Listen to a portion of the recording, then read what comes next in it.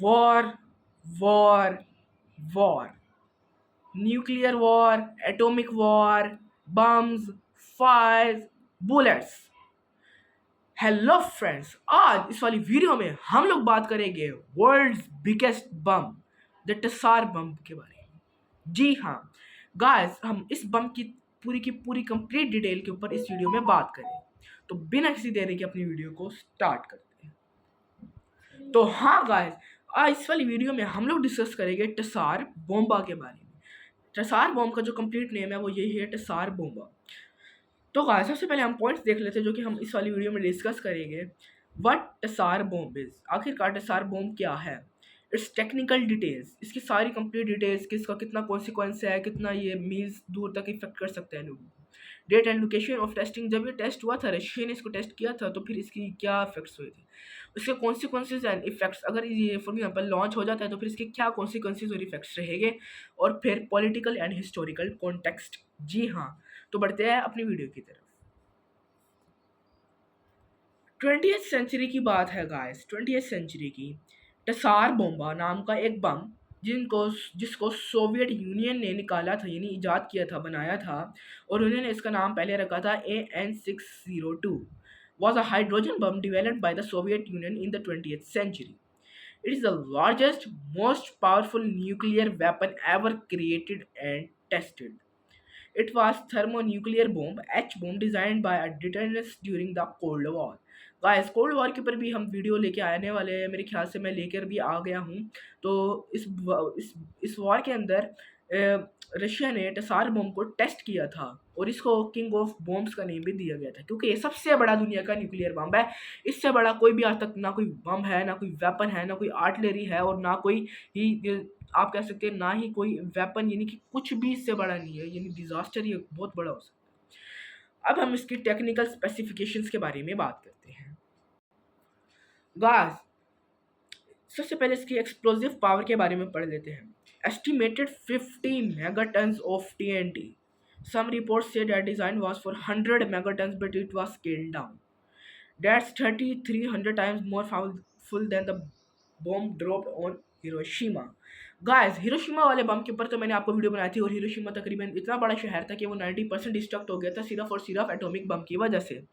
और जो टसार बम है, ये रशिया सोवियत यूनियन के पास है अभी भी मौजूद, और इसका जो इफेक्ट है ना, वो 3,300 टाइम्स मोर देन हिरोशिमा वाले बम से है, और इसके अंदर तकरीबन 50 मेगाटन्स ऑफ TNT को एस्टिमेट किया गया है।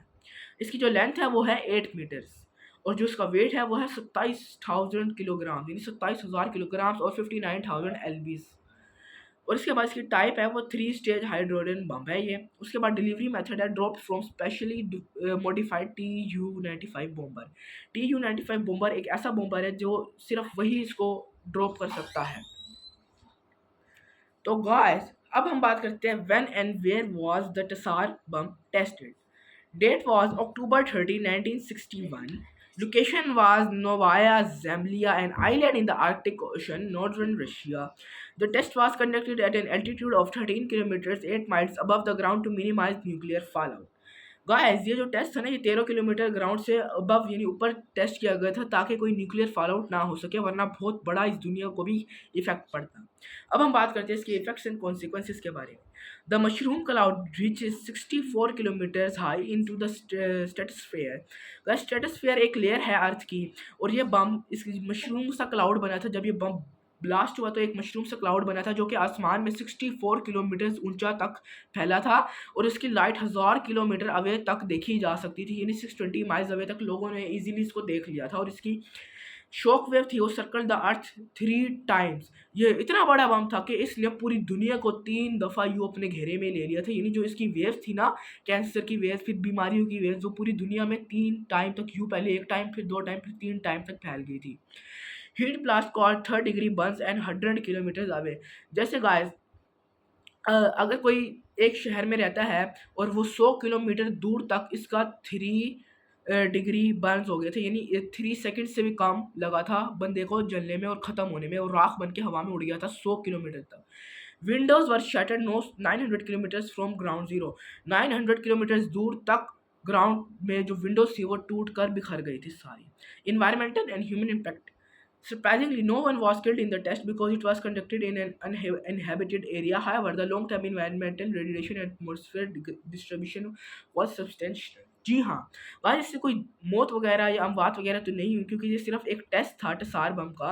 हाँ, आगे हो सकती है क्योंकि आगे वर्ल्ड वॉर 3 की तरफ दुनिया जा रही है तो आगे का कुछ नहीं पता। बट ये है कि इससे ना इन्वायरमेंट पे काफ़ी इफेक्ट पड़ा था और पोल्यूशन का रेट काफ़ी बढ़ गया था।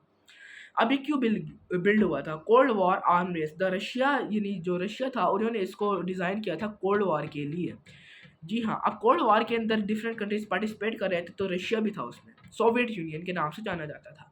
तो Soviet Union wanted to demonstrate its nuclear superiority over the USA. It was show off the force statement to the West that the Soviet Union could produce weapons of unimaginable power. जी हाँ, why it scaled from 100 megatons. अब guys जब ये इसकी जो बनाया जा रहा था तो साइंटिस्ट ने इन्वेस्टिगेट किया ये 100 मेगाटन्स का बनाया जा रहा था, बट बाद में सिर्फ 50 मेगाटन्स का ही क्यों बनाया गया?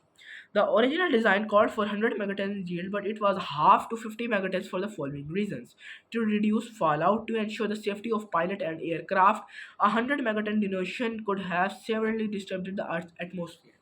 गाइस इसकी 3 मेन रीजन थी ताकि कोई न्यूक्लियर फॉलआउट ना हो, कोई बहुत बड़ा ब्लास्ट ना हो जो कि पूरी दुनिया को घेरा में ना ले ले। और इसके अलावा गाइस और सेकंड वैलिड रीज़न ये थी कि सेफ्टी, पायलट की सेफ्टी के लिए इसको ऊपर पैराशूट लगाया गया था और जब ये गिरा था तो पैराशूट के ज़रिए स्लो स्लो गिरा था और पायलट भी अपनी जान बचा के आगे चला गया था। और इसके बाद ये 100 मेगाटन्स का इसलिए नहीं बनाया गया है क्योंकि इससे अर्थ की एटमॉस्फेयर की जो लेयर्स थी वो बहुत बुरी तरीके से इफेक्ट हो सकती थी और बहुत हार्मफुल गैसेस फैल सकती थी, इसलिए इसको हाफ कर दिया गया 50 मेगाटन्स का। अब हम बात करते हैं पॉलिटिकल एंड हिस्टोरिकल कॉन्सिक्वेंसेस।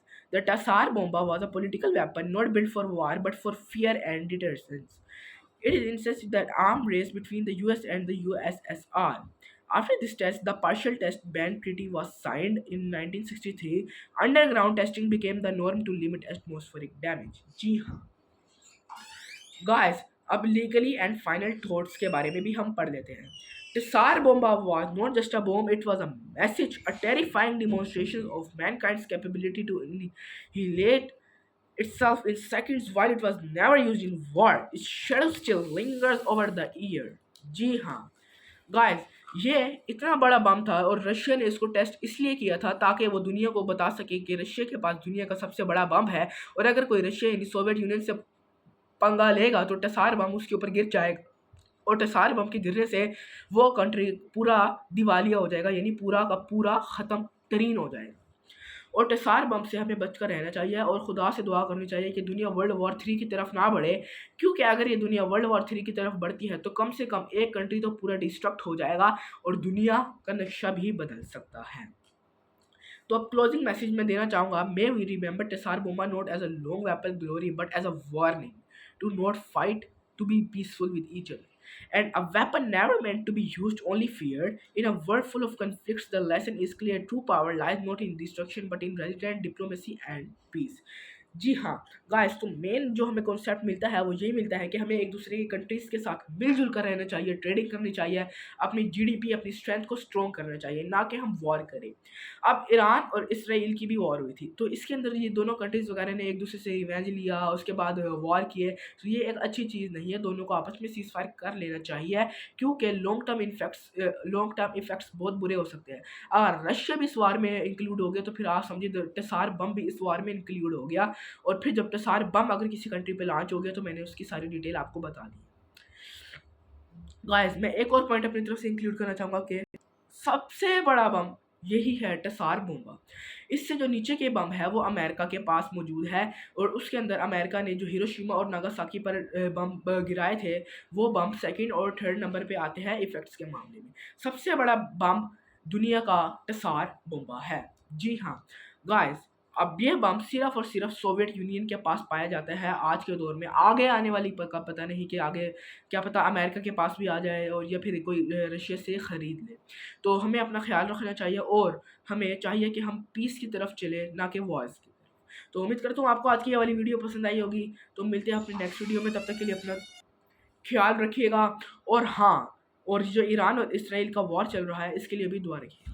तो मिलते हैं अपने नेक्स्ट वीडियो में, तब तक के लिए अपना ख्याल रखिएगा, वीडियो को लाइक करिएगा, चैनल को सब्सक्राइब कर दीजिएगा। मिलते हैं अपने नेक्स्ट वीडियो में, तब तक के लिए अपना ख्याल रखिएगा। Take care, good bye.